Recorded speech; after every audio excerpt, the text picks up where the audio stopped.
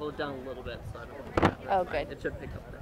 All right. Do you want to start with your name, just so I have it on record? Yeah, I'm Rachel Adler. Okay. And you want to talk about your piece or pieces that you have in the show? Sure.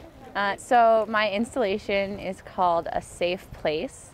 It's an installation with a large hoop skirt that people are invited to enter, and there are some slide projections inside of the skirt, as well as broken glass on the floor and light boxes that sort of create a path on the ground.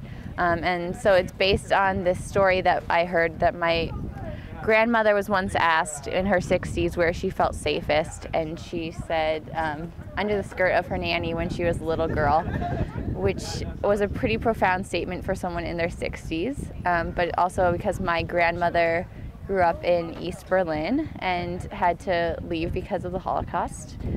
So she had this really long, tumultuous history, but there's this one memory that she said, this is where I felt safest.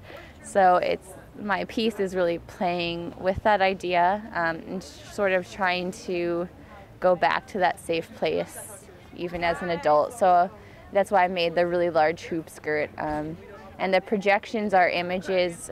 They're movie stills from a movie I made when I was in Berlin last semester. I studied abroad. In the movie I traveled from my apartment in West Berlin to her apartment in East Berlin that she never returned to because, that she never returned to because the only time she went back was in the 80s when the wall was still up. So she never felt comfortable going into East Berlin, even though that's where her childhood home was. So I went back and sort of completed that journey and am continuing to complete it through this art piece.